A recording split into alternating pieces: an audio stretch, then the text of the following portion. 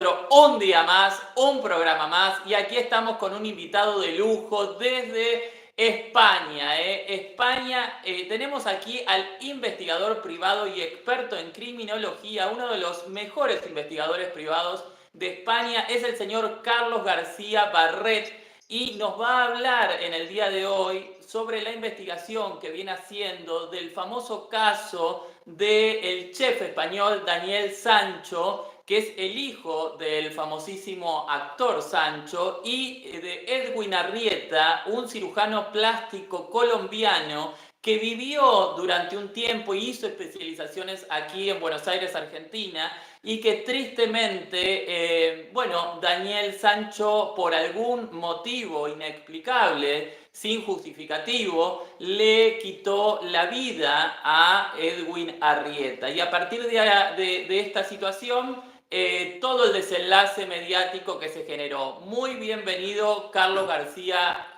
Barret, ¿cómo estás?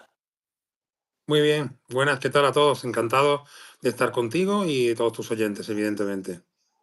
Así es, estamos en vivo en un horario no habitual para nosotros, pero por la diferencia horaria Ya, lo claro. acomodamos porque sabemos que ya es tarde en España. Eh, Sé la calidad de investigador tiene, he recorrido un poco todo lo que tiene que ver con su historia profesional, su currículum y demás. Sé que es experto en criminalística y que particularmente este caso como investigador privado lo tiene atrapado como nos tiene atrapados a todos, porque la verdad es un caso que nos sorprendió. Se habla mucho y hay muchas versiones con respecto a esta amistad, a este vínculo, a cómo Ujú. se conoció Daniel Sancho con Edwin Arrieta, uno en España, el otro en Colombia. ¿Qué información nos puede dar, Carlos? Bueno, pues se sabe que ellos se conocieron, como hemos comentado anteriormente, mediante redes sociales, que él ha viajado a España, que estuvo aquí de viaje, precisamente estuvieron haciendo alguna excursión, estuvieron montando a caballo, estuvieron recorriendo el centro de Madrid. De hecho, llegó a intentar financiar alguna aventura comercial y empresarial que tenía prevista Daniel Sancho, como era un restaurante, e incluso Daniel es imagen de algún restaurante, alguna hamburguesería en el centro de España, en la capital, en Madrid. Entonces, bueno, pues empezó una relación de amistad donde al final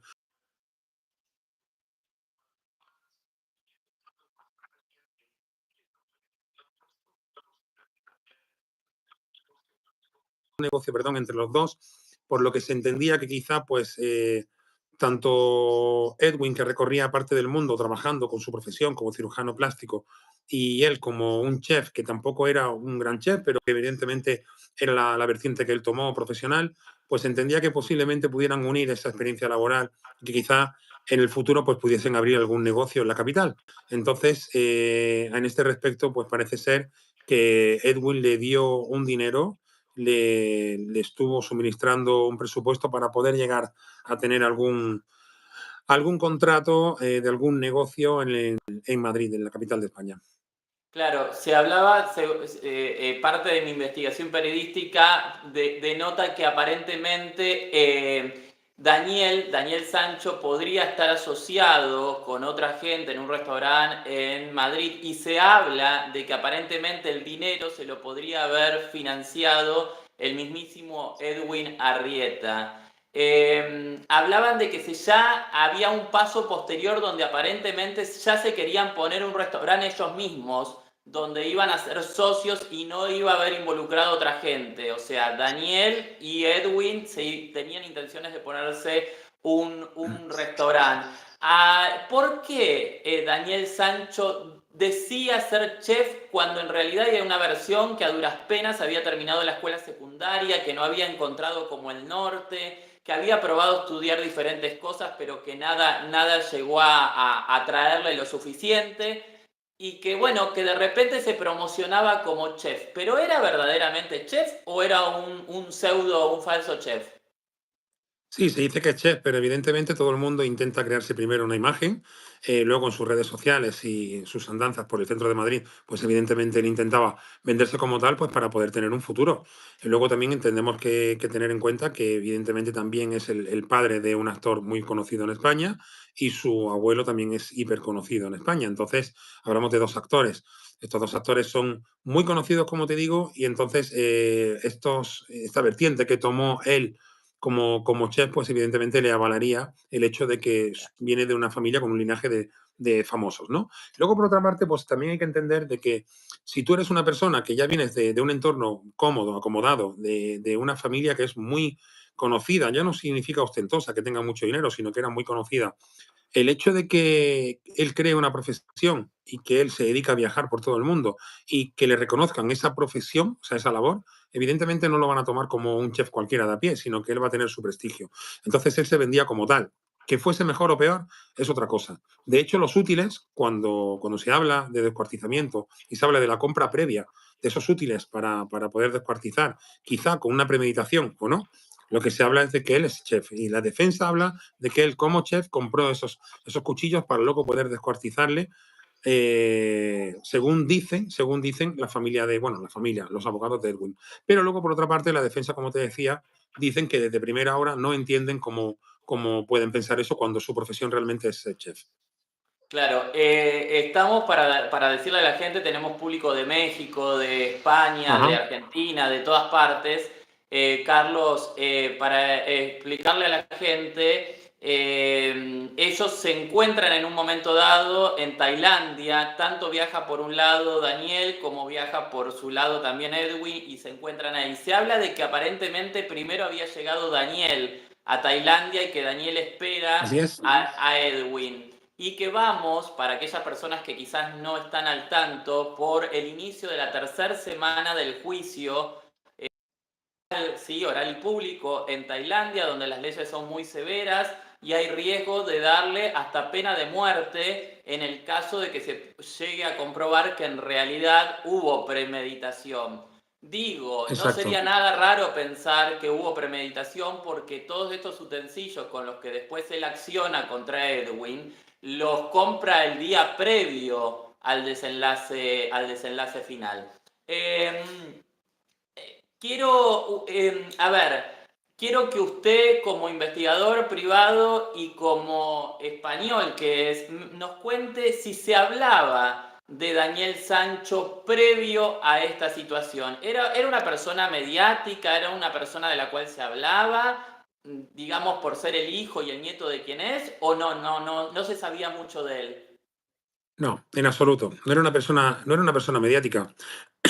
Perdón, es el hijo de una persona muy conocida, de una persona que actualmente, como te digo, esta persona está haciendo series, por ejemplo, en la plataforma mundial de Netflix, series Sí, españolas, series que son muy seguidas y luego pasan a un segundo plano en televisión pública, que realmente el nieto, que es en este caso Daniel Sancho, es nieto de un actor muy conocido en España, que tuvo también sus affairs, que era de la sintonía que se podría hablar de la farándula española, ¿no? Del tiempo pues de Lola Flores, etcétera.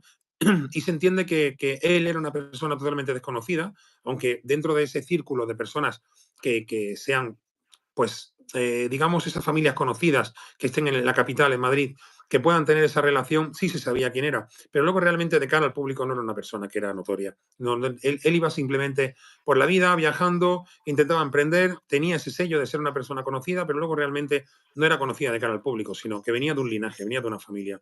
Entonces, el hecho de que él querer encontrarse la situación de querer ser un chef y de que su prestigio, entre comillas, fuese ser hijo de, finalmente, pues bueno, pues podría tener esos lazos comerciales con personas y en este caso pues fue con Edwin Arrieta. Entonces, el suceso, como tú me comentabas, de que él llegó antes a Tailandia, antes que Edwin, es así. De hecho, luego él llegó a coger otra habitación cuando sucedió esto, porque sabía que iba a tener que cambiar de habitación para intentar eludir esa responsabilidad que tenía, sabiendo que había estado con él en una habitación y que luego posiblemente después de los hechos tuviese que salir de allí. la primera y segunda noche aparentemente están en la misma habitación, ¿verdad? Sí, Exactamente. La primera noche está en la misma habitación, luego él intenta ser una persona, digamos, bueno, pues lo que intenta hacer él sobre todo es intentar eludir esa responsabilidad, eh, intentando que no se le vean con las cámaras, que las cámaras de todo lo que es la parte de Cosa Muy, esas cámaras que supuestamente es una ciudad muy vigilada, que supuestamente es una ciudad que además de que tiene esas cámaras, el recorrido de los extranjeros es muy, muy, muy funcional, o sea, que son, entre comillas, calles que son muy transitadas, que dicen que hay seguridad por todos sitios, que se puede ver perfectamente el recorrido que ha hecho.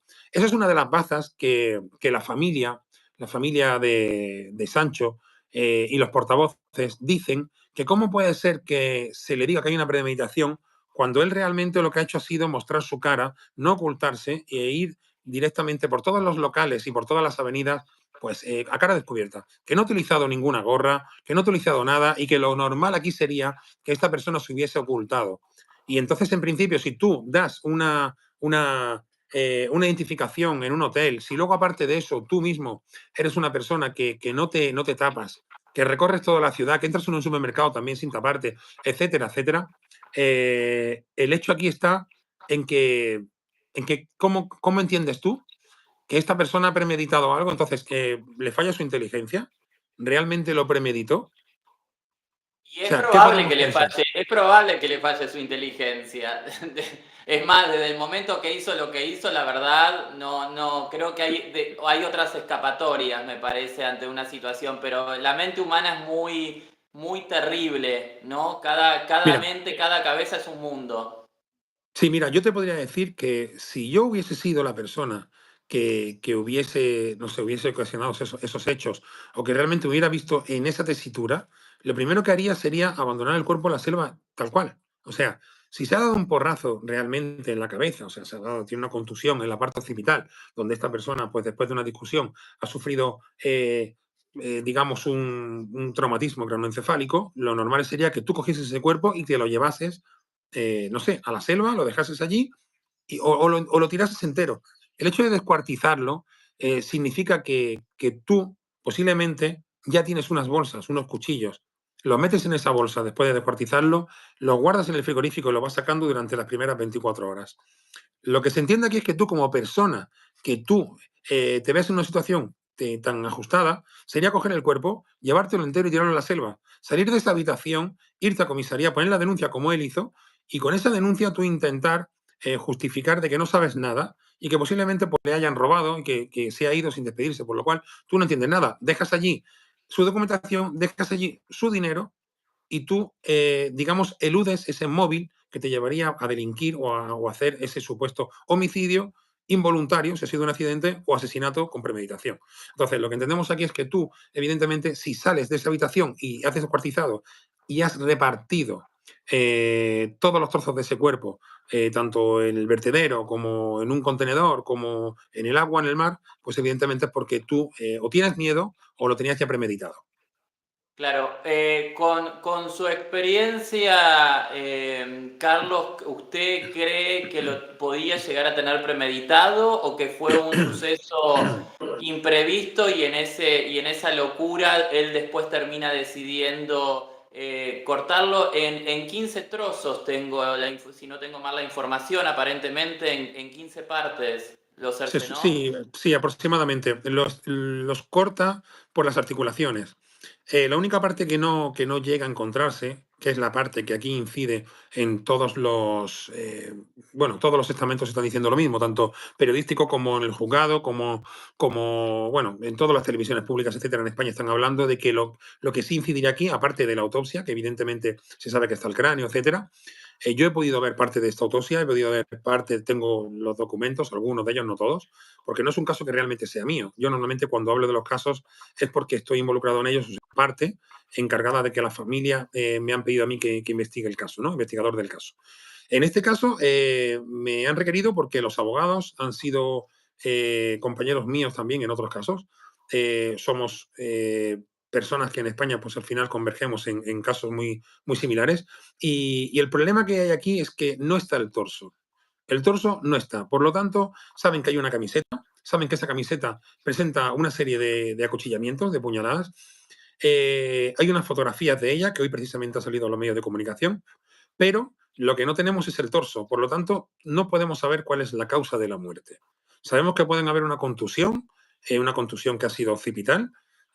Sabemos que se pudo dar un porrazo, como él dice, un golpe, hablando así de forma coloquial, al empujarle o al darle el puñetazo, como él decía, irse al lavabo o darse en cualquier momento en la cabeza, porque eso es la versión que él dice. Entonces, te hablo siempre supuestamente. Y desde ese supuesto, pues te puedo comentar que las lesiones no son más que esas. También dicen que él, evidentemente, después de esas lesiones en el occipital, en la cabeza, en la parte posterior, él estaba tendido en el suelo y todavía no había fallecido. Que él esperó y que después de eso lo descuartizó. Sí, Estamos es más, hablando, estamos hablando. perdón, una de per- las versiones que me Perdón. llega, Carlos, es que aparentemente lo habría descuartizado con vida, creyendo que ya había fallecido, pero que todavía estaba aparentemente con vida. Así es. Entonces, eh, ¿en qué cabeza te entra a ti, amigo, que tú, sabiendo que esa persona puede tener las constantes vitales, todavía las puede tener, que tú le estás tomando el pulso, posiblemente porque tengas miedo, te entra el pánico de que a una persona le has podido matar inconscientemente? O sea, tú lo que has hecho ha sido, pues bueno, pues un homicidio involuntario, como se llama. Tienes una pelea y en esa pelea pues se te va la mano y evidentemente lo has matado, ¿no? Lo que entiendo aquí es que tú llamarías a las autoridades y te defenderías. Le dirías, oye, sufro una serie de lesiones porque no hemos peleado, nos hemos peleado. Aquí hay unas evidencias en los teléfonos donde se puede mostrar que tenemos una relación, que hay una relación que quizás sea abierta, donde posiblemente yo, que estoy alegando que esta persona eh, dice que me está extorsionando en hablar de mi supuesta homosexualidad, porque yo tengo una pareja en España, una chica, y entonces no quiero que se sepa nada porque mi padre es famoso. Entiendo que lo que tú me estás comentando en este asunto sería que necesitamos el torso para ver si ha habido una serie de ensañamiento, por ejemplo, y luego, evidentemente, tratar que esta persona, dentro de su declaración, todo coincida con ese forense, ese análisis forense. Ahora, lo que mejor escondió de alguna manera es justamente el torso, que es lo que no se encontró, o quizás el torso, por ser lo más pesado de la parte del cuerpo, de alguna manera, puede haber sido algo que lo tiró al fondo del mar y es por eso que no lo han encontrado. Tanto el torso como la documentación van juntos. Y se sabe que el torso no se ha encontrado y que posiblemente todos los daños más significativos estén en el torso. Y Por él consiguiente, no ha confesado dónde depositó el no, no, torso. no. Él dijo, en algunas partes dijo que se acordaba y en otras no. De hecho, se está tergiversando mucha información. Es una información que se está dando en medios de comunicación que se coge con pinzas porque eh, hay información que no es tan certera como. Porque llega de periodistas que están en Tailandia, porque llega de personas, de terceros que llega a España y evidentemente luego se está desmintiendo por parte de los abogados de Edwin. Y luego, pues, por ejemplo, como decirte que iban a llegar a un trato económico para que, evidentemente, si tú satisfaces, entre comillas, esa responsabilidad que tienes por los hechos, hablándote así de forma más coloquial, ¿no? Pues evidentemente tú podrías llegar a tener una condena más pequeña, inferior, y luego él poder venir a España y cumplir en España. Por otra parte, pues bueno, pues tanto un abogado como el otro, hablamos de la parte de Daniel Sancho, que tiene un abogado tailandés, que solamente es como digamos, es un nombre de trapo, porque realmente se está defendiendo Sancho solo. Se está defendiendo Sancho. Estas preguntas que hace Sancho para defenderse y que realmente son las que él intenta hacer ver y condicionar dentro del jurado, eh, son las que le han preparado los abogados que están en España. En este caso, el abogado que es abogado del padre. No pueden ejercer en Tailandia, por lo que necesitan una representación jurídica. Y por otra parte, pues el abogado que está actualmente defendiendo a la familia de Sancho, perdón, de Sancho, de Arrieta, de Edwin, que es Juan Gonzalo Espina, Ospina está llevando, para mí, una muy buena acusación. Entiendo Sí. que él es Es una español, persona que. ¿verdad? Sí, pero es español y colombiano. Sí. Sí, él es una persona que está muy preparada. Yo alguna vez he trabajado para su bufete con una abogada que estaba con él asociada, que es una abogada que salió mucho también en prensa porque tuvo, digamos que, bueno, es una abogada que tuvo mucha repercusión mediática porque entró digamos que entró en la familia real. Hubo un caso muy conocido en España donde a una de las infantas se le sentó en el banquillo y bueno, entonces pues tuvieron una repercusión bastante importante y bueno, fue una abogada muy conocida. Entiendo que él estaba asociado con ella y bueno, pues tenían un bagaje bastante importante. Y sé que lo están haciendo bien, sé que se están agarrando a toda la legalidad del mundo, están intentando aguantar el chaparrón, sabiendo que ellos tienen muy poco donde, entre comillas, demostrar. Solamente están intentando que no se tire por tierra el trabajo de la policía de Tailandia, porque realmente lo que estamos viendo aquí es esperar que con la instrucción policial, que se está diciendo que es pobre, es esperar a que ver qué dice no solamente el sumario, sino no solamente la instrucción policial, sino el forense. El Claro, forense, el porque estudio forense. Claro, porque se dice que la estrategia de los abogados que tiene Daniel Sancho es la menor cantidad de años de condena y poder trasladarlo, la extradición a España para que la termine de cumplir ahí en España y no que Claro, quede en la cárcel de claro, Juan. Tailandia, que dicen que es Exacto, terrible, terrible. exacto. Cumplir. Carlos, aquí, de lo que usted ha podido investigar, porque como bien dice hay diferentes versiones, aquí había un vínculo netamente de amistad, había un vínculo netamente comercial, había un vínculo amoroso o había un vínculo de prostitución entre un prostituto y un cliente. Vale, a ver, se está dando a entender desde primera hora que, bueno, aquí se intentó blanquear un poco la imagen de Daniel, porque realmente se entendía que era un chaval que venía de una familia muy, muy conocida en España y por lo tanto pues había que intentar traerse al español y todo el mundo estaba pues digamos por parte de él. Pero no podemos perder el norte y saber que esta persona, para bien o para mal, ha descuartizado a alguien que aunque sea un accidente lo ha descuartizado. Entonces entendemos que, que la relación que tenían ellos desde primera hora hasta llegar a esa pelea que tuvieron, si realmente fue una pelea, pues no sabemos si hay una premeditación, eso se tendrá que demostrar, la relación que tenían decían que sí, que era una relación amorosa, que evidentemente esto le llevó a ellos a tener una affair y que Daniel Sancho se sentía en una jaula de cristal, palabras suyas, palabras textuales, porque decía que bueno, que con él tiene una relación, pero que no podía darse nunca la situación de que se enterase su pareja, una chica en Madrid, de que tenía algo homosexual con otra persona. Es lo que se estaba comentando. Esas son las palabras que él supuestamente dijo en la instrucción policial cuando en el sumario se ha visto bueno, ya solamente en el sumario, sino lo que se estuvo declarando y aparte de eso, lo que se, entre comillas, se vio en las televisiones sobre la instrucción policial cuando en la escena del crimen se hizo la reconstrucción. En esta reconstrucción hay varias cosas que no casan con la realidad que supuestamente se tiene en España a la hora de hacer esa inspección ocular. En esa inspección ocular normalmente tiene que haber un secretario judicial, tiene que haber un juez, tiene que haber un abogado, si es que lo hay, y evidentemente un traductor. Entonces, lo que se entiende aquí es que esas cosas no están, esas cosas no pasaron, esas cosas no aparecieron. Entonces, esa forma, como se suele llamar, es la que está alegando la defensa de Daniel Sancho para poder agarrarse a que no se han hecho las cosas bien, diciéndotelo así, de forma más coloquial, ¿de acuerdo? Para que todo el mundo nos entienda de que no se ha hecho bien ese trámite, por lo tanto, se debería de suspender, entre comillas, esas pruebas. Es como cuando tú presentas unas escuchas telefónicas y la motivación de las escuchas no tienen el permiso de un juez, sino que la motivación era para investigar otra cosa, pero en el camino, en otras escuchas, te encuentras algo que te lleva a un hecho delictivo. Entonces, si tú esas escuchas no las tienes directamente para ese suceso o para ese caso, pues no te sirven, ¿vale? Entonces, digamos que aquí es muy parecido. Aquí lo que estamos intentando es desmontar lo que es la instrucción policial, que es lo que se está intentando por parte de la defensa.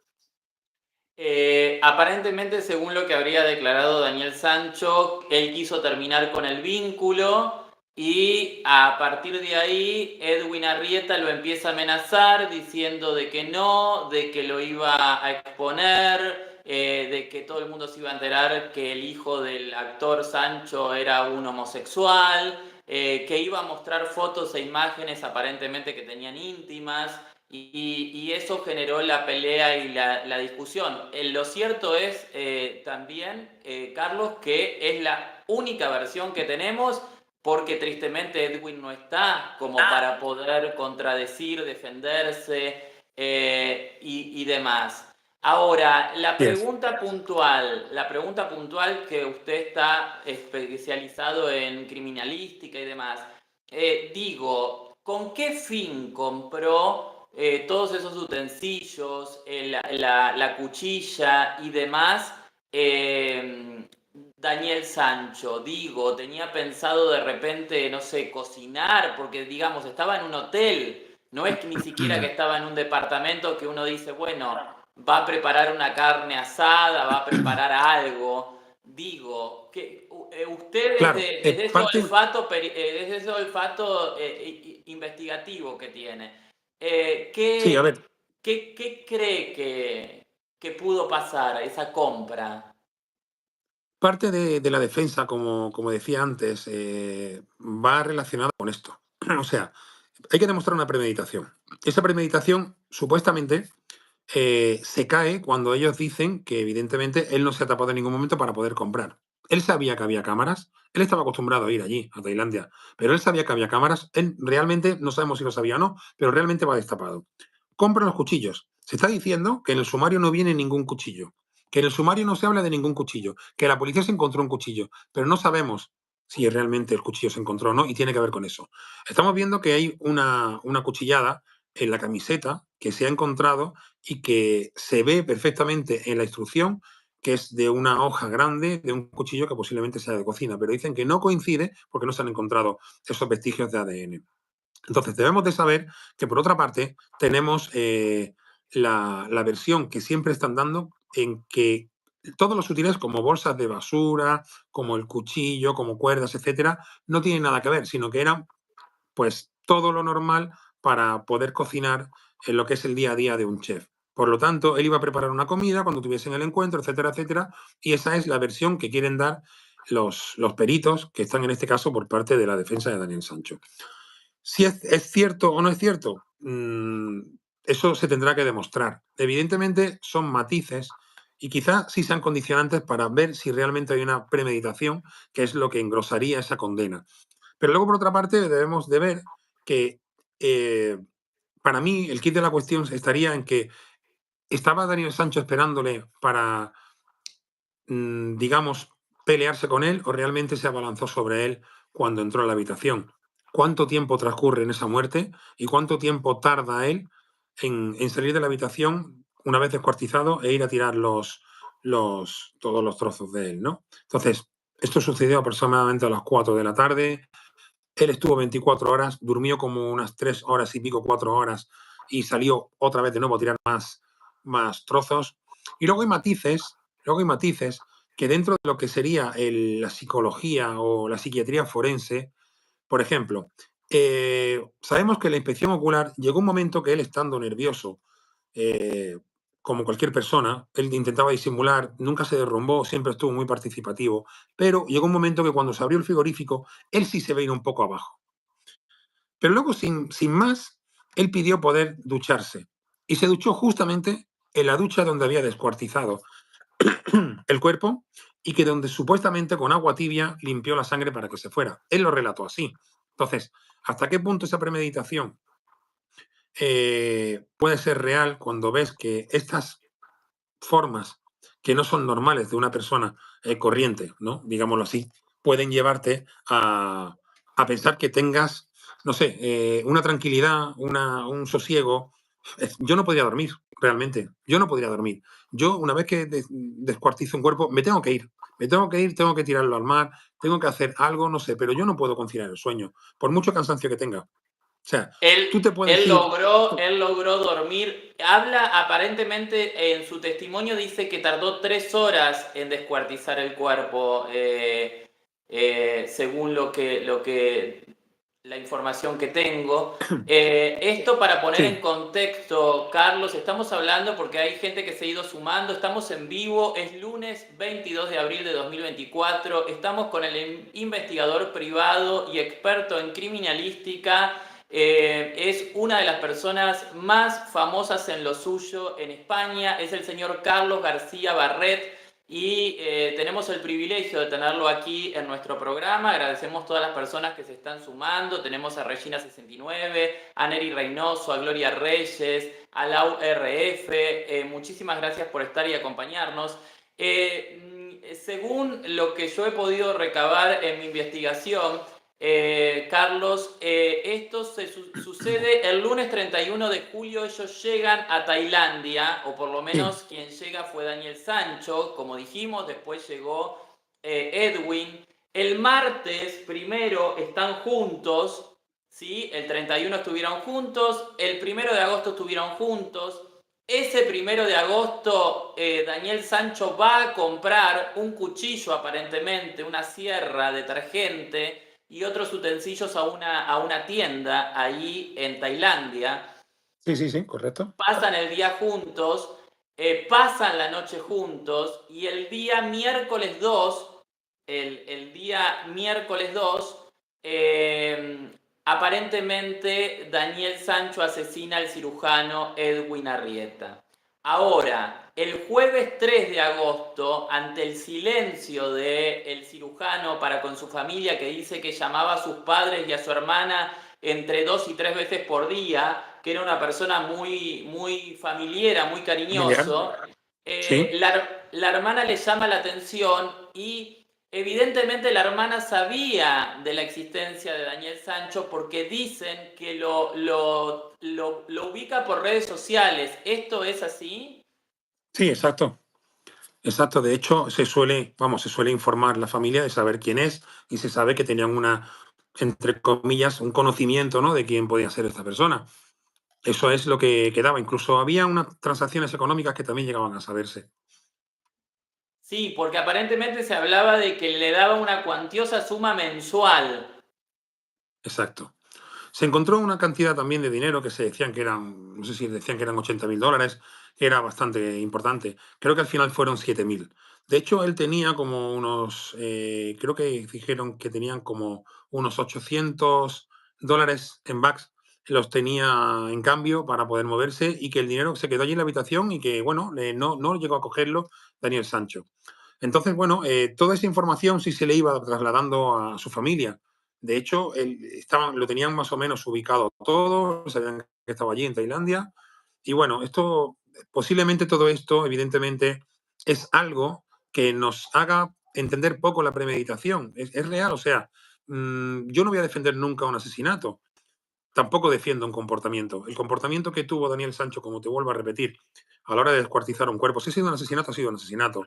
Si hay pánico, ese asesinato evidentemente te va a llevar a que tú hagas algo como esconder un cuerpo, pero descuartizarlo es un poco macabro. Luego, por otra parte, también tienes que entender que el hecho de comprar esos útiles, igualmente hubieras comprado comida, ¿no? No sé, hubieras acompañado de llegar al supermercado a comprar comida, no sé, comprar carne, llevarte esos cuchillos, no sé, las bolsas, estaban metidas dentro de 3 bolsas, cada trozo dentro de 3 bolsas. Se fue en el kayak que alquiló, el kayak lo alquiló para 5 días, con este kayak se metió mar adentro, eh, fue abriendo bolsa por bolsa y tirando esos trozos al agua. Entiendo que las bolsas se abrían para que no flotasen los restos. Entonces, igual que esto, él llegó, tiró el torso, en el torso está la documentación, y tú no tiras un torso con la documentación. ¿Por qué quieres tirar la documentación junto al torso? No tiene sentido. O sea, para mí no tiene sentido que esa documentación vaya junto con el torso. Tendrías que reconocer el cuerpo, por lo tanto, no van a buscarte. Entonces, entiendo que por otro lado, el hecho de salir corriendo, de demostrar de que esta persona tiene no sé, el sentido de la premeditación aquí para mí es muy importante, pero no puede llegar a demostrarse. El hecho de que esta persona tenga dinero eh, no quiere decir que Daniel Sancho fuese su capricho tampoco. Entonces entiendo que, a no ser que fuese a aprovecharse, que era una de las teorías que habían, que Daniel Sancho se aprovechaba de que él tenía dinero, que podía ayudarle a los restaurantes en Madrid, pero por otra parte decían que le estaba extorsionando, es la defensa que dice él, que le estaba extorsionando porque se sentía en una jaula de cristal, ya que sí, le prestaba dinero, pero que le pedía tener relaciones, y que decían que posiblemente se estaba defendiendo a la hora de entrar en ese dormitorio porque posiblemente le pidió tener relaciones y él no quiso seguir con la misma línea que tenían de verse. Entonces, bueno, habría que profundizar más y, evidentemente, sobre todo, ver las conversaciones telefónicas que tenían entre ellos dos. Ahí Claro, sería donde estaría todo el relato. el cruce de mensajes y demás. De todas maneras, no podemos pensar tanta ingenuidad en un hombre ya de 28 años aproximadamente, tiene 26, Exacto. 28 años. Sí, 28 si Eh, no recuerdo mal. exacto, digo, supuestamente heterosexual, que se vincula con un hombre abiertamente homosexual, adinerado, y que solamente por haberle caído bien y en gracia le prestaba y le daba sumas de dinero importante mensual a cambio de nada, de una aparente simple amistad. También eso es Claro. como creer un poco en los cuentos de hadas. Yo creo que había una cuestión de servicio, de te doy y me das. Contractual totalmente. Totalmente. Sí, lo cual no excluye la culpa de que se te vaya la mano y tengas un accidente y sea un homicidio involuntario.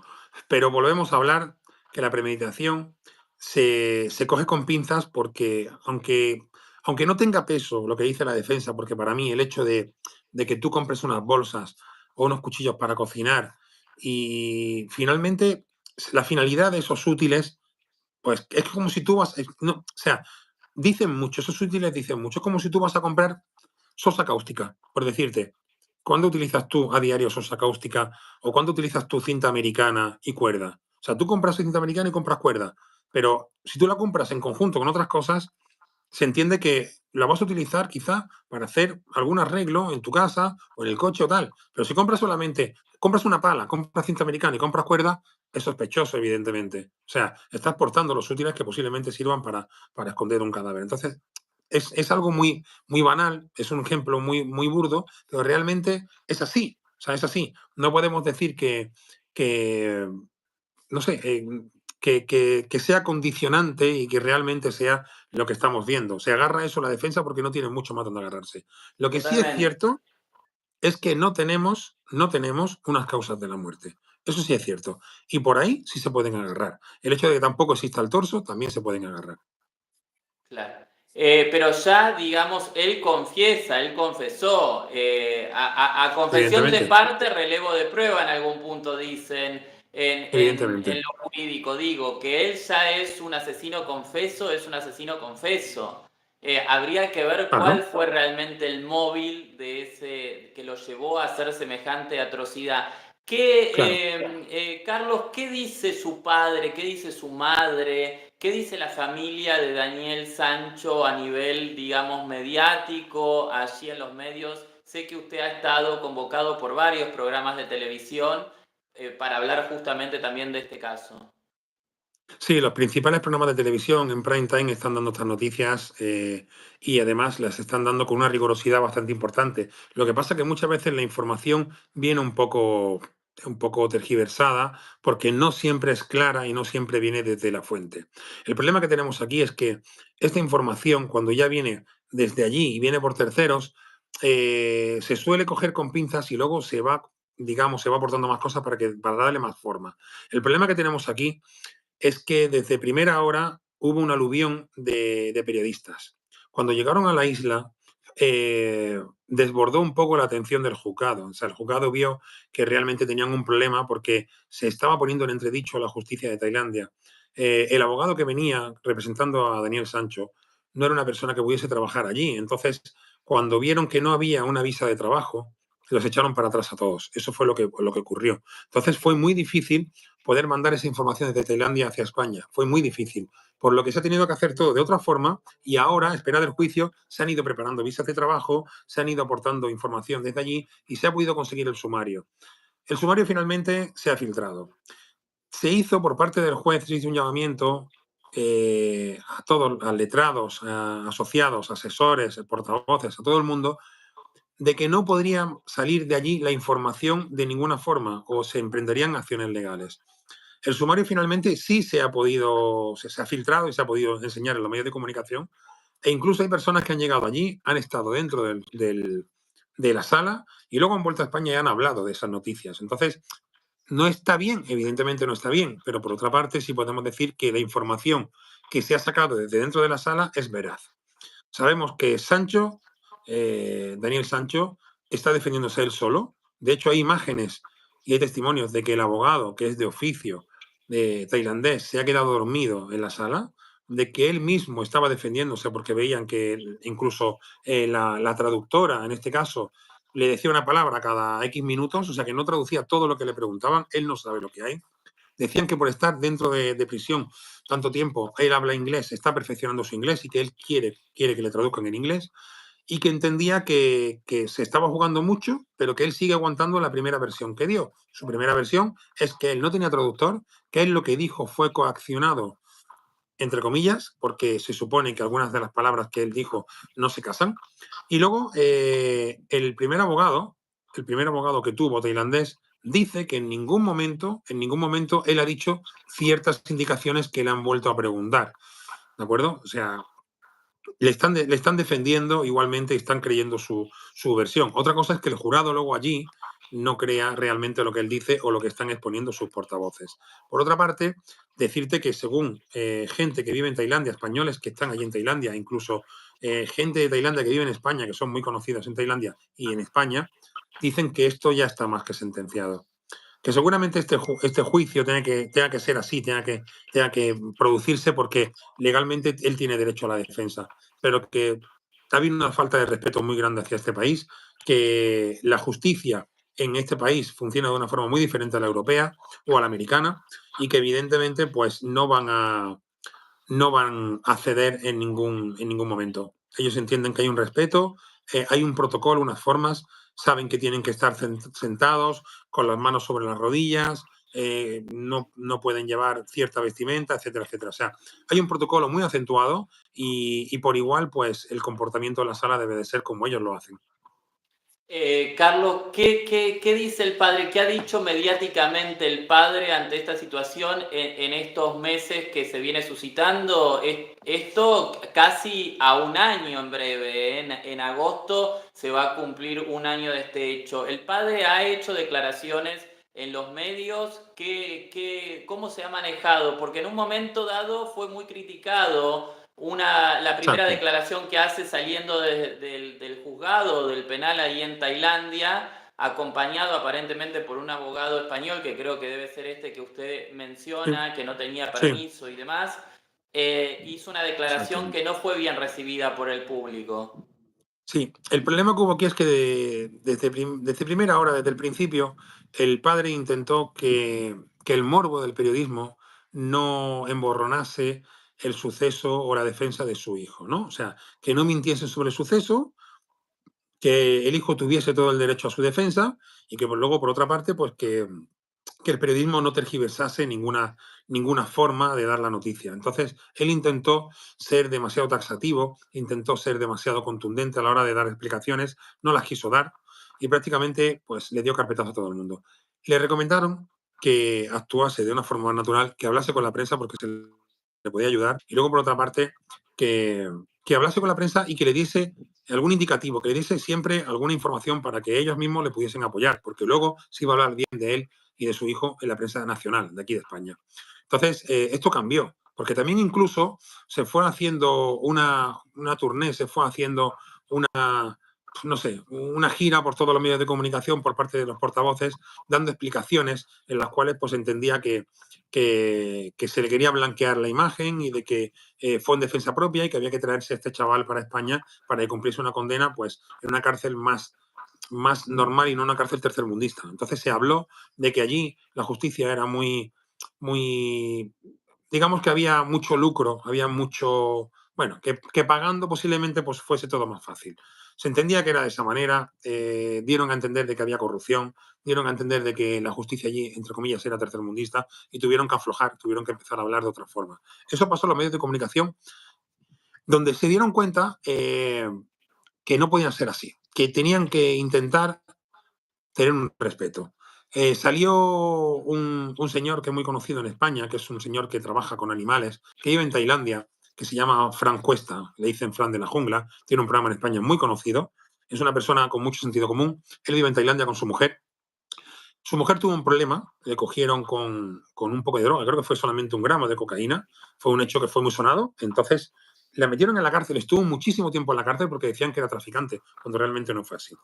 Se entendía que posiblemente el hecho de que él hiciese programas sobre el maltrato animal y que pusiese en entredicho los derechos de los animales de cara a la Unión Europea o de cara a, no sé, a todo el mundo, haciendo esos vídeos, el problema que tuvo fue que pagaron esa irrespetuosidad, o sea, esa irrespetuosidad, vamos, perdón. O sea, ellos pagaron esa falta de respeto, para que tú me entiendas, diciendo que en Tailandia se maltrataba a un tigre, que se podía vender cualquier animal exótico y que se hacía comercio con ello. Entonces, a esta mujer lo que le pasó fue que cumplió mucha condena. Y él ha puesto ese ejemplo diciendo, si tú pisas a la justicia criticándola de esta forma, el problema que vas a tener va a ser que te van a juzgar desde primera hora sentenciado ya. Entonces, eso pasó así. Luego, hubo una chica que es cantante, que es tailandesa, que vive en España, que luego también dijo lo mismo. En Tailandia no somos así. En Tailandia, si tú empiezas con mal pie y no respetas, esto va a estar sentenciado de primera hora. Entonces, bueno, pues tuvieron que retroceder un poco, tuvieron que darle un giro de rosca a esto y cambiar totalmente sus declaraciones de cara a la prensa. Y empezaron a hablar con respeto, pero realmente hay muy poca consistencia. Entonces, donde se está agarrando la defensa aquí es en las formas que ha tenido la policía a la hora de crear esa instrucción policial y de recrear esa escena de los hechos. O sea, esa inspección ocular, esa, a la hora de presentar esas pruebas, decir qué condiciona, qué no condiciona.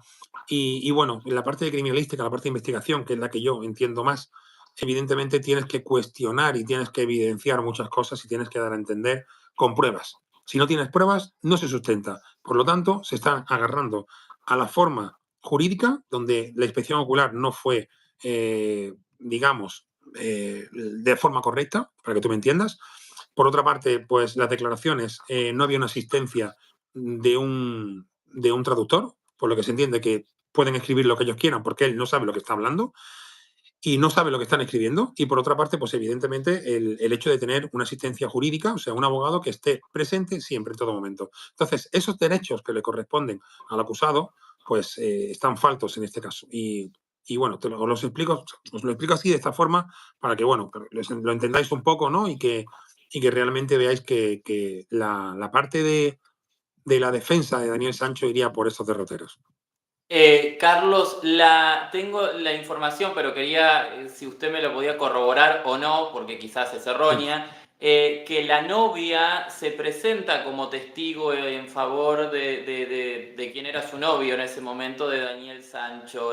¿Sabe algo con respecto a esto? No tengo ninguna constancia de ello, ¿eh? No tengo ninguna constancia. Lo que sí tengo constancia es, por ejemplo, que sí es muy significativo, el hecho de que se sacaron conversaciones del teléfono de ambos. Por ejemplo, llegaron a sacarse hasta partidas de ajedrez que estuvieron jugando días previos. O sea, había una relación cordial, había una relación. Eso me demuestra a mí que realmente si había una premeditación, era un plan ya perpetrado en su esplendor. O sea, cuando ya llegó a tratarse todo el asunto y se hizo, no sé, se llegó a crear un halo de cordialidad y de respetuosidad y de cariño para luego llegar allí y perpetrar el asesinato, entonces entiendo que sería una jugada perfecta. O sea, necesitamos más parte de esa conversación. Pero Claro. realmente ellos tenían un trato muy normal. De hecho, se dice que realmente Sancho explotó, que el detonante de la discusión fue que él quería irse a España. O sea, me refiero a Edwin Arrieta. Edwin quería irse a España con Sancho. O sea, vamos a montar allí un negocio, me voy contigo. Él tenía a su pareja. Por lo que se entiende que entonces evidentemente, iba a condicionar toda su vida y todo su mundo y que no quería que eso pasase. Eso es lo que se dice. La gente lo va diciendo así. No sé hasta qué punto es la parte de la declaración de Daniel Sancho. Entonces, bueno, es una información que realmente, pues, eh, es muy, no sé, es muy subjetiva, ¿no? Pero que por parte es la verdad. O sea, él mismo es una persona que, como tú decías, se ha autoinculpado.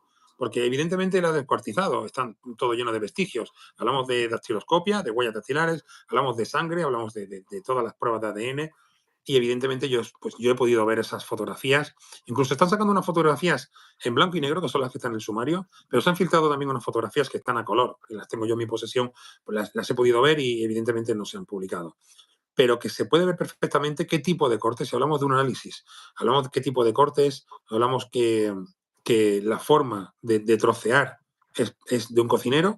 Hablamos de, o sea, tenemos que darle una forma sustancial, tenemos que intentar entender si esto con una premeditación lo has estudiado ya, qué forma de cortar el cuerpo, qué protocolo has añadido para poder cortarlo, si has cortado primero, no sé, pues tienes una sierra y cortas un hueso, por ejemplo, el fémur, que es largo, o cortas directamente por articulación. Son detalles que nos llevan a ver el indicio de criminalidad realmente, si es así o no, y si hay una premeditación o no, pues son todos los factores que rodean también el suceso. Carlos, por su experiencia, ¿cree que sabía dónde cortar? O sea, por las fotos que usted ha visto, ¿cree que Daniel sabía dónde trozar, digamos? Indudablemente. O sea, yo creo que hubiera premeditación o no hubiera premeditación, este señor sabía cómo tenía que trocear un cuerpo y evidentemente, pues, hablamos que puedes trocear un animal en una cocina, suena muy mal, pero evidentemente es así. O sea, él llegó a trocear, a cortar en trozos muy pequeños y esos trozos pequeños los metieron en bolsas, en distintas bolsas, cada trozo, y lo echó, o sea, lo metió todo dentro de un frigorífico y luego lo fue sacando y lo fue echando al mar y lo fue tirando a la basura, etcétera. Entonces, lo que te quiero decir es que sabía perfectamente qué cabida tendría, me imagino, en el frigorífico, que tenía que meterlo en el frigorífico para que no soltase más, evidentemente, más fluido, más sangre, etcétera, etcétera.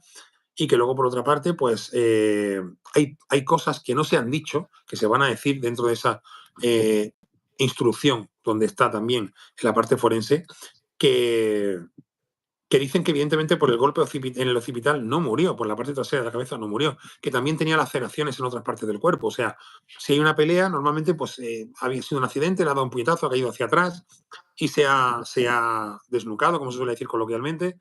Se sabe que también había laceraciones en la parte de la cara, que también habían cortes en la cara, y no son cortes de una uña, o sea, no estamos hablando de un arañazo, estamos hablando de cortes con un cuchillo, ¿no? Entonces, ¿hasta qué punto hubo un ensañamiento? ¿Y hasta qué punto se sabe cuál es la causa de la muerte? En este caso no hay una causa de la muerte, no existe el tórax.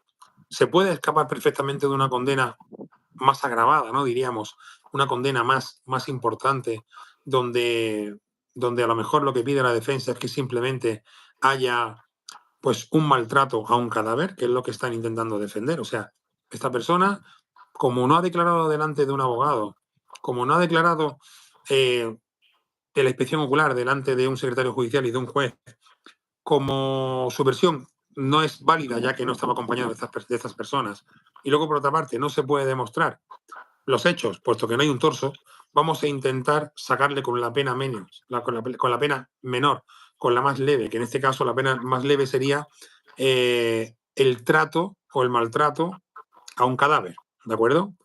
Entonces, bueno, es así de crudo, pero es la realidad, es lo que se está intentando sacar. Entonces, cumplir ahí una condena mínima de 7, 8 años y poder traer eso a España. Carlos, ¿usted cree que la condena mínima pueden ser 7 u 8 años? Yo creo que lo van a juzgar de todas y que va a cumplir allí una, una cadena bastante larga. De hecho, la pena capital, evidentemente, a ver, hoy en día es muy difícil que dentro del orden mundial que hay sobre los derechos humanos, una persona pueda llegar a ser asesinada, ¿no? O ejecutada. Entonces entiendo que posiblemente a esta persona pues la mantengan en la cárcel durante muchísimos años. Es muy difícil, una vez te has, entre comillas, reído de la justicia de Tailandia y una vez tú has intentado blanquear la imagen de una persona que ha descuartizado a alguien cuando lo más normal hubiera sido pedir socorro y no tocar ese cadáver, entonces creo que a esta persona le va a caer una pena máxima. Para mí es así. Yo creo que es así. Las versiones aproximadamente son tres. Una de que habla de que ya tenía premeditado que cuando él llegara a Tailandia el final iba a ser este, o sea, que lo iba a atacar, que él se tenía, Sí. para salvarse él de alguna manera, tenía que desaparecer a Edwin.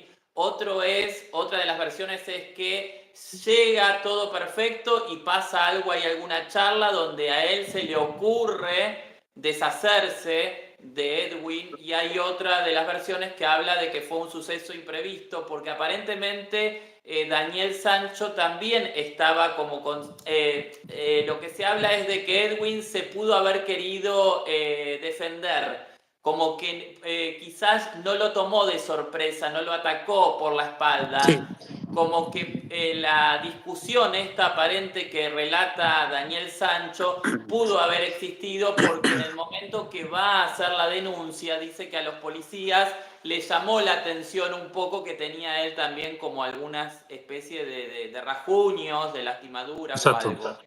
Ahora, Sí, sí, perdón, se está comentando, en alusión a lo que me estás comentando, se está diciendo que él tiene unas señales en la parte del antebrazo, en la parte interna, por lo que podría ser perfectamente un mordisco a la hora de cogerle por detrás Sancho. Sí, posiblemente lo pudiese sorprender al entrar en la habitación. En ese forcejeo, él le hace una mordedura y en este caso, evidentemente, pues se pueda defender y ahí esté los vestigios, ¿no? Pero evidentemente son todo hipótesis. O sea, lo que tú me estás comentando, ¿quién lo ha dicho? Son todo hipótesis. Hay distintas hipótesis porque se está intentando adelantar, se está lucubrando, cuando realmente no tenemos una versión oficial, puesto que es la que se ha cogido desde primera hora con pinzas, que es la que él da. Pero claro, una vez que él tiene esa defensa, ¿no? Una vez que él tiene esa parte jurídica en España, le aconsejan y le dicen, ¿por qué te has inculpado? O sea, intenta cambiar la versión. O sea, hay aquí 4 ítems dentro de los 20 que has dicho que no deberías de seguir reproduciendo ese relato. O sea, tienes que intentar cambiar ese relato porque te vas a jugar aquí una condena. Y esa condena no es pequeña. Y precisamente la cárcel de Tailandia no es tan cómoda como la que pueda haber dentro de, no sé, de España, evidentemente. Si me hablas de otro país parecido en Europa, pues a lo mejor hay, me refiero a parecido a que las cárceles son también muy duras, vale. Pero en España la cárcel no llega a ser tan dura, evidentemente, como Tailandia, ni mucho menos. Hay un Estado mucho más garantista para un preso. Entonces, se entiende que a él le aconsejaron y le dijeron que cambiase algunos matices de esa versión y luego realmente pues la forma jurídica hay que dársela cuando entendemos que tanto en la parte de la inspección ocular como en la conversación que tiene con la policía y luego delante del juez ese testimonio que pues lo que te comentaba no tiene un traductor y por otra parte pues tampoco es una persona que entre comillas se pudiese valer sin estar con su abogado. Carlos, ¿sabes si es cierta la versión que habla de que él termina haciendo la denuncia a pedido de la hermana de Edwin Arrieta?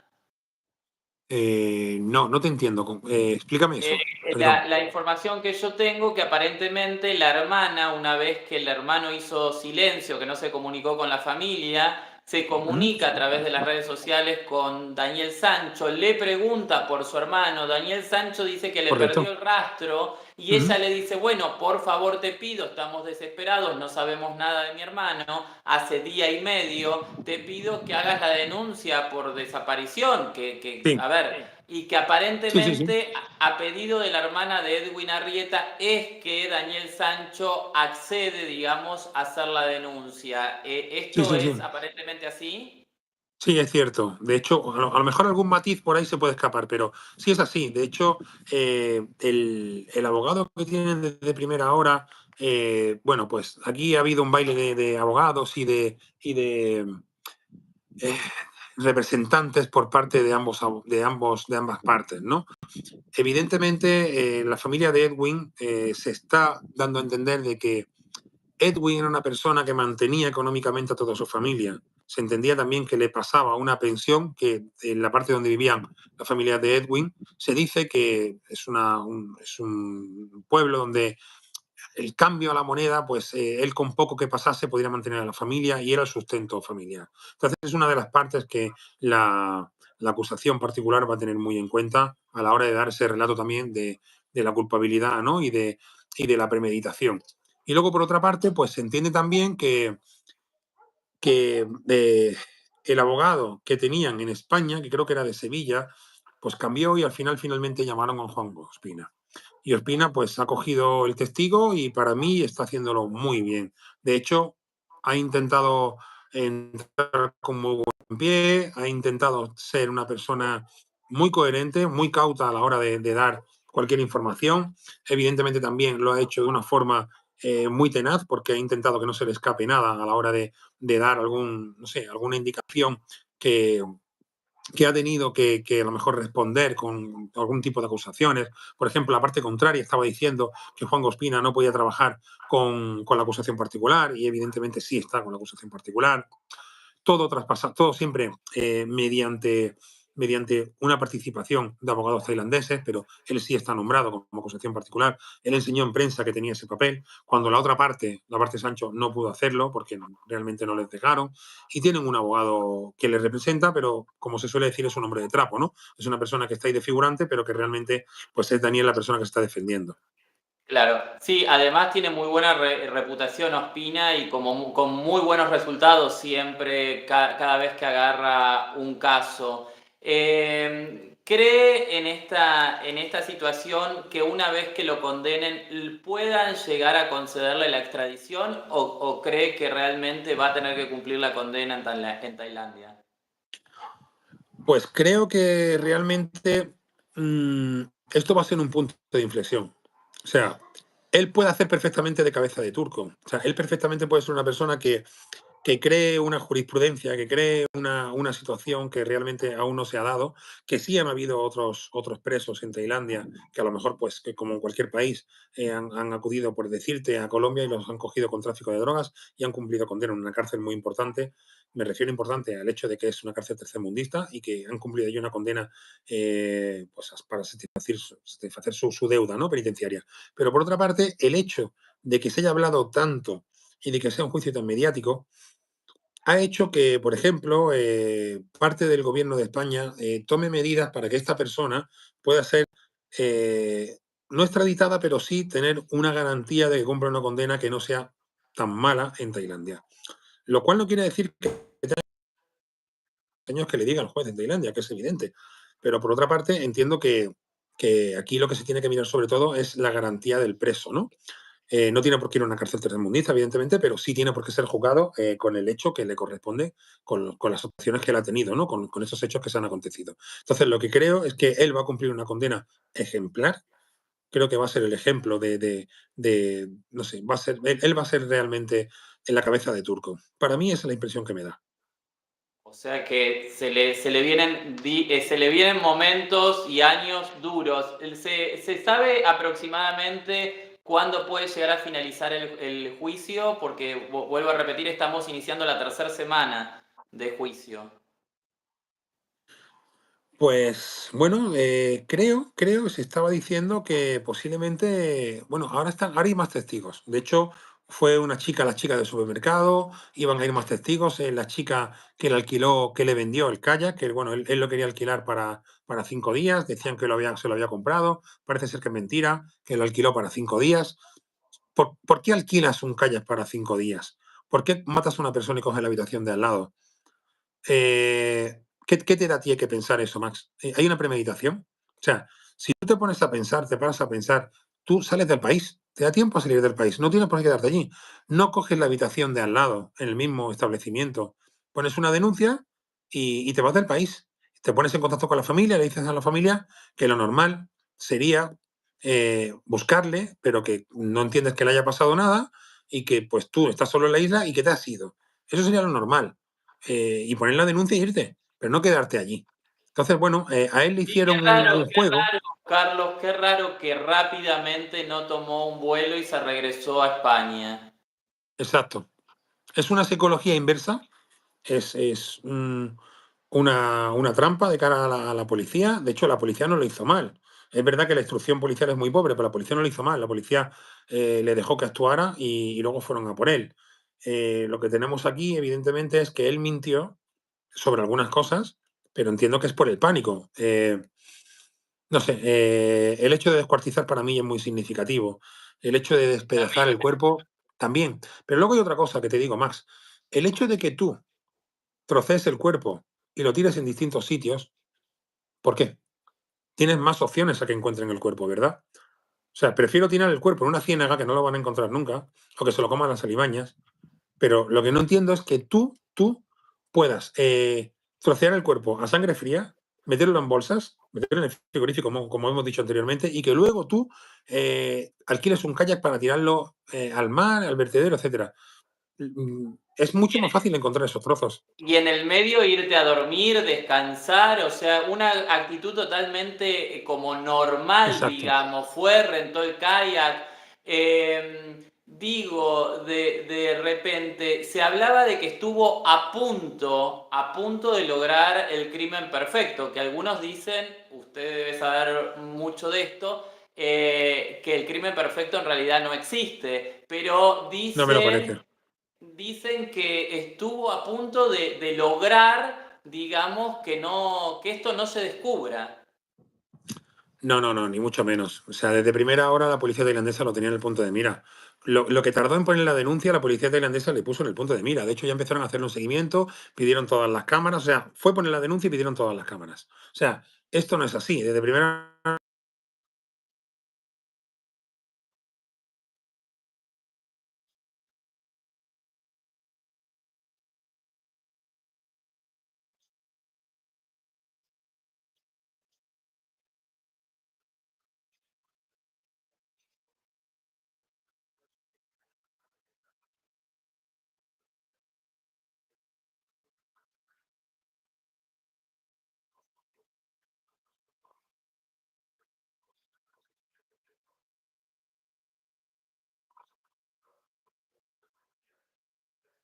Nosotros no podemos investigar un crimen al uso, muchas veces, evidentemente, se encarga la policía.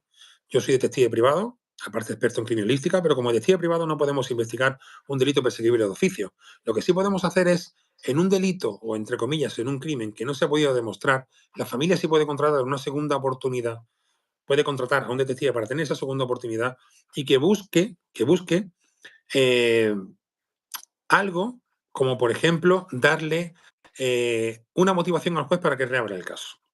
¿De acuerdo?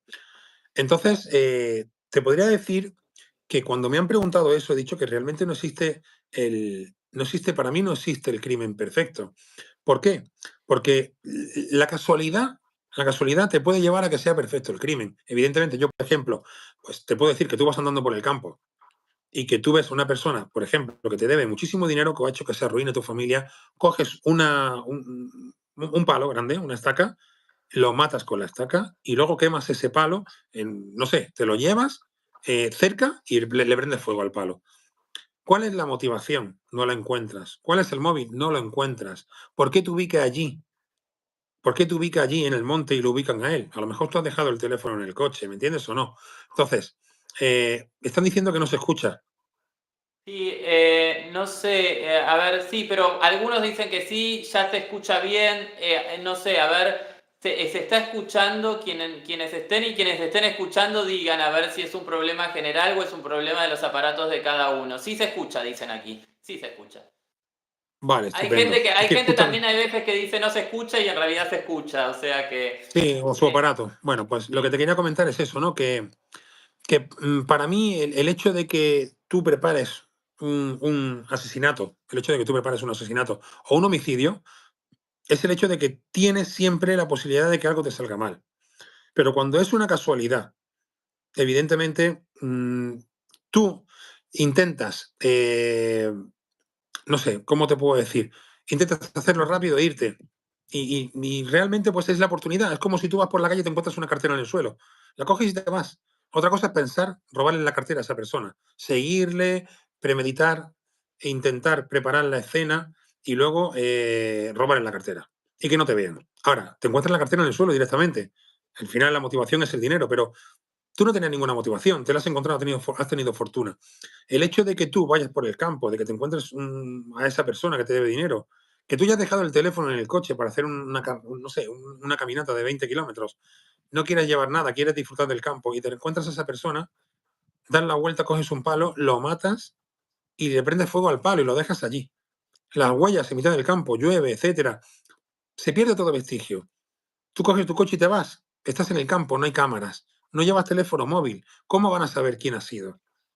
Lo primero que van a pensar va a ser, esta persona, la víctima, tenía enemigos, debía dinero a alguien, eh, cómo era su familia, tenía algún trato depresivo, quién iba detrás de él.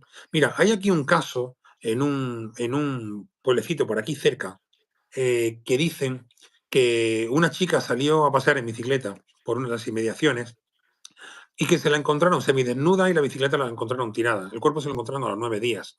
Primero se encontró la bicicleta esa misma tarde y luego se encontraron el cuerpo a los 9 días y parece ser que tiene algún tipo de agresión sexual.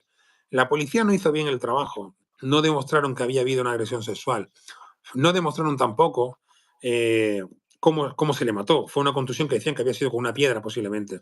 Nunca se supo nada. Estamos hablando que hace ya 20 años, veintitantos años que ocurrió. Bueno, fue en el año 95. Entonces, hace más. Entonces, claro, el hecho de que esta persona muriese en mitad del campo, entre olivos, en la localidad, eso fue en Jaén, se llama Castarina. El hecho de que esta chica muriese de esa forma y que no hubiese ningún testigo porque está en el campo, porque dicen que pasaron unas personas por allí con un automóvil que la vieron y que abusaron de ella y que le dieron con una piedra en la cabeza y que la mataron. Eso no está preparado, no está premeditado, no hay cámaras, no habían teléfonos móviles por entonces. Entonces,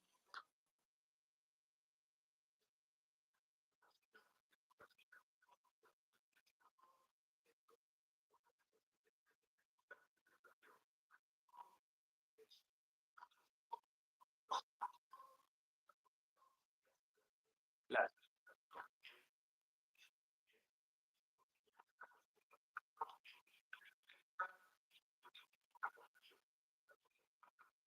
se llega a un muro. Si no hay una persona que al tiempo deje un testimonio, una llamada, eh, que no sea una llamada oscura, alguien que no quiera dar sus datos, pero que dé una pista o un índice de algo, evidentemente nunca vamos a llegar a nada. Entonces, esas familias que viven siempre en el olvido de desaparecidos, etcétera, tenemos que saber que la esperanza no se debe perder nunca, pero no sabemos hasta qué punto alguien te va a ayudar el día de mañana. Entonces es muy, muy, muy complicado. Por eso te digo que el crimen perfecto nunca existe. Siempre puedes estar en vilo porque hay una persona que el día de mañana pueda hablar en contra tuya o pueda levantar esa verdad. Pero por otra parte, la premeditación o preparar algo y buscar la motivación es lo más normal. Y si no la hay, es muy difícil.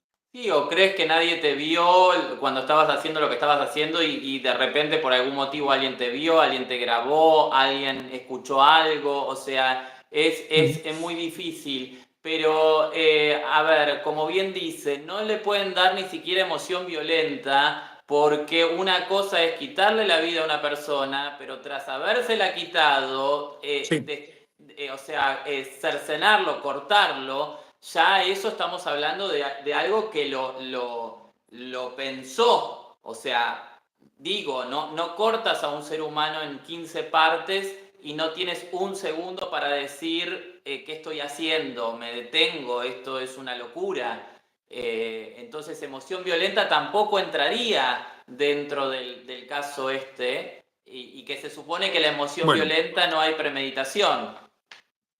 piensa que si tú eres descubierto en ese homicidio, lo normal es que sea un agravante el hecho de que tú descuartices ese cuerpo.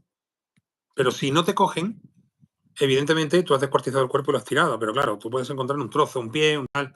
Luego al final lo que vas a hacer va a ser intentar sacar una prueba, una muestra de ADN para poder encontrar los demás trozos, pero ya por lo menos sabes que ha sido muerto, ¿no? O sea, que ha sido el muerto, perdón. O sea, el muerto ha aparecido y el muerto, evidentemente, el desaparecido ha aparecido. Sabemos que ha podido ser una muerte, evidentemente, violenta.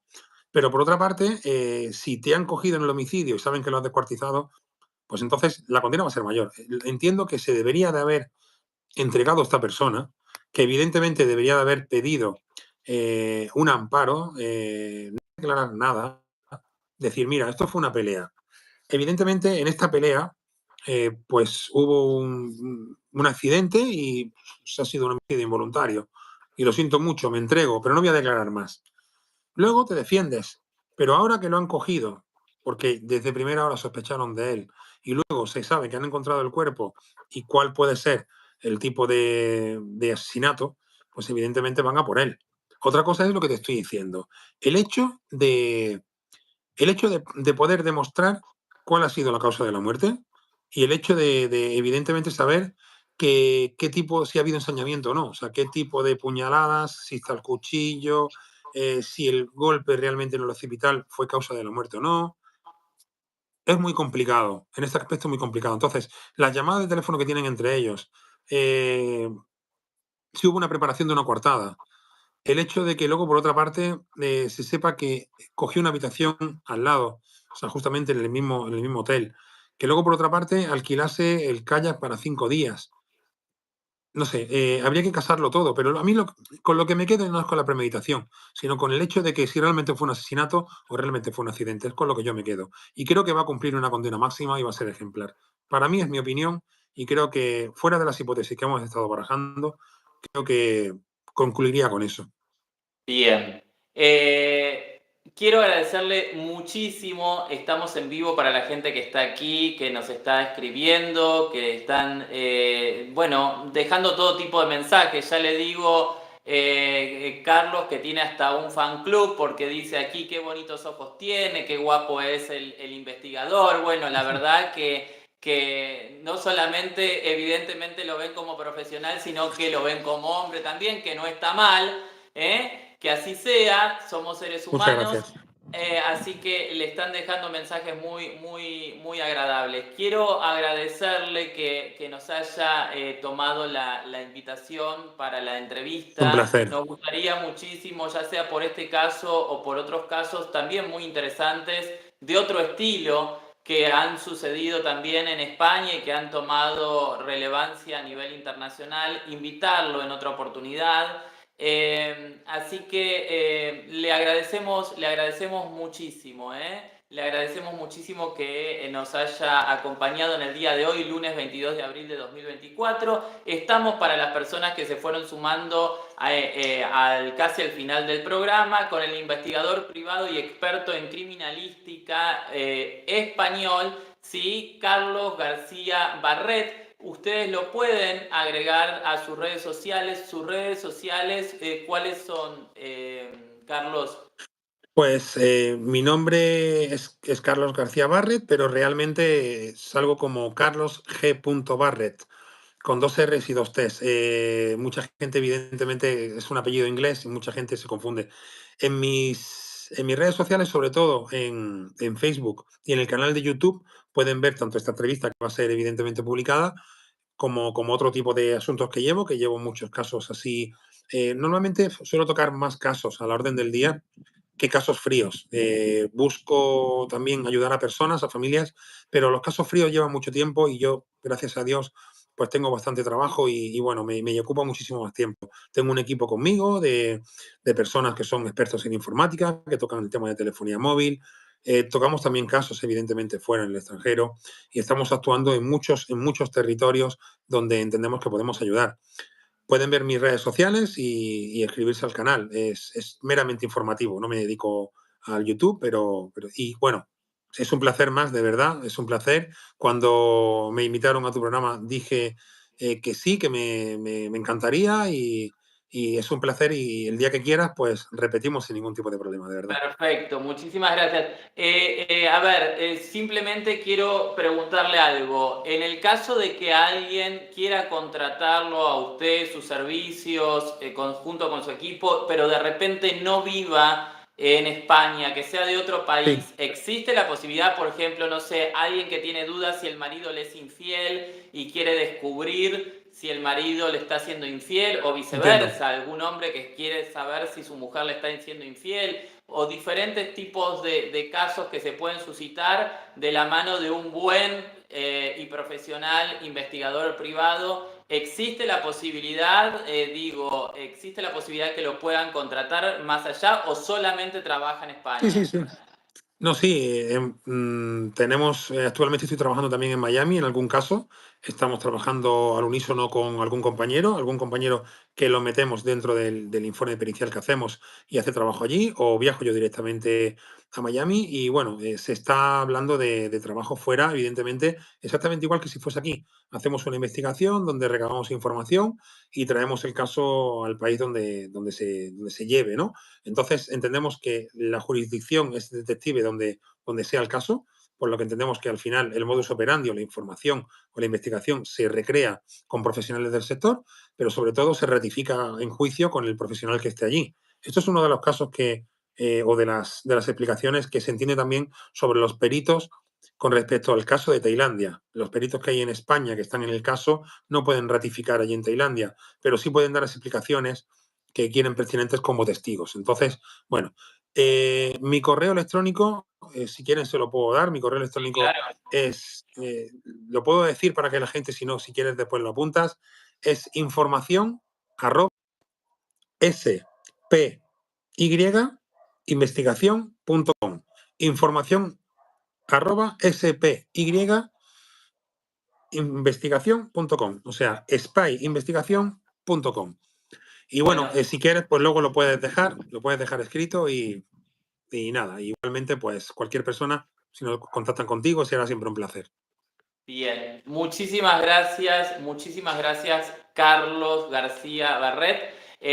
Nos estamos viendo seguramente en un futuro próximo y esperemos que se haga justicia, ¿sí? Porque Sí, sobre todo. realmente esto es lo importante, que se haga justicia, que sean ejemplo de justicia, haya sucedido en el país que haya sucedido, pero la verdad que una vida humana no hay motivo. No hay motivo y no hay razón desde la lógica para pensar que un ser humano le puede quitar la vida a otro ser humano y sobre esa situación además tener un hecho tan aberrante como el de cercenar, el de trozar a una persona como si fuese, no sé, un animal, que ni siquiera Totalmente. los animales, ¿no? Pero con la cadena alimenticia también hay veces estas cosas suceden.